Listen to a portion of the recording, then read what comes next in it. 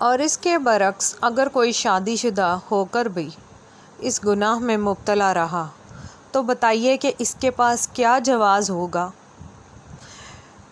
کریم آقا علیہ السلام نے فرمایا کہ جب تمہاری نظر کسی غیر محرم پر پڑے تو فوراً نظر جھکا لو، اور علماء حدیث کے مفہوم میں لکھتے ہیں کہ جب تمہارا کسی عورت کی طرف دل مائل ہو تو اپنی بیوی کی طرف رجوع کرو کہ وہ بھی تمہارے لیے بنائی گئی ہے۔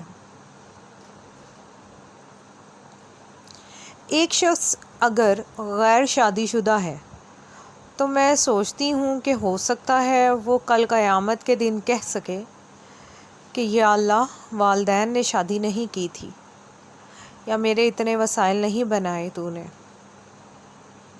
لیکن ایک شخص شادی شدہ ہونے کے باوجود اس گند میں پڑا ہوا ہے تو اس سے تو گندا انسان اور کوئی نہیں ہو سکتا کہ اللہ تعالیٰ نے اس سے بیوی جیسی نعمت سے نوازا ہے، 2 3 بچے ہیں، اور یہ ہے کہ باہر گند پہ بیٹھا ہوا اپنی زندگی تباہ کر رہا ہے۔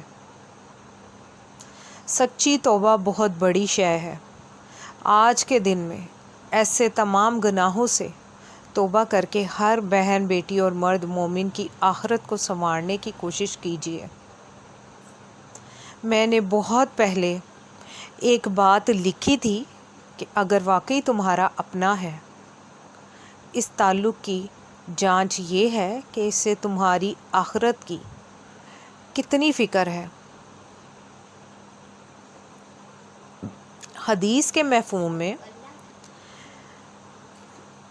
کہ جو لوگ فحش باتیں سنتے ہیں، قیامت کے دن ان کے کانوں میں شیشہ پگھلا کر ڈالا جائے گا، تو یہ جو لوگ کہتے ہیں کہ ہم تو بس موبائل کی حد تک ہیں، میرے بھائی، یہ موبائل تک نہیں، بت پرستی اور کانوں میں سیسہ ڈالنے کی حد تک کی بات ہے۔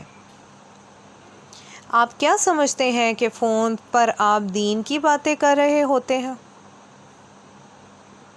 بھلا ایک غیر محرم لڑکی کسی غیر محرم سے رات کے 10 بجے سے 3 بجے تک کون سی خاص باتیں کر رہی ہوتی ہے جو دن کے اجالوں میں نہیں ہوتی ہیں؟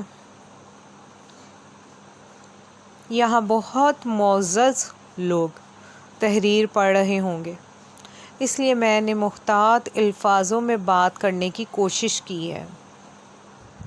اپنی اور دوسروں کی آخرت کی فکر کریں۔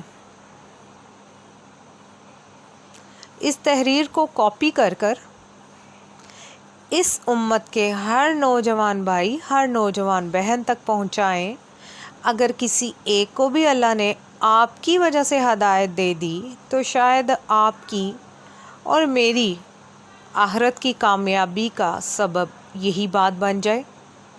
خدارا اپنی سوار، اے بندے بنتے ہوا، اے ابن آدم، خدارا اللہ تعالیٰ سے دعا ہے کہ جو حق بات کہی اللہ تعالیٰ ہمارے دلوں میں راسخ فرمائے، ہمیں قرآن و سنت پر عمل کر کے دوسروں تک پہنچانے کی توفیق عطا فرمائے، آمین ثم آمین۔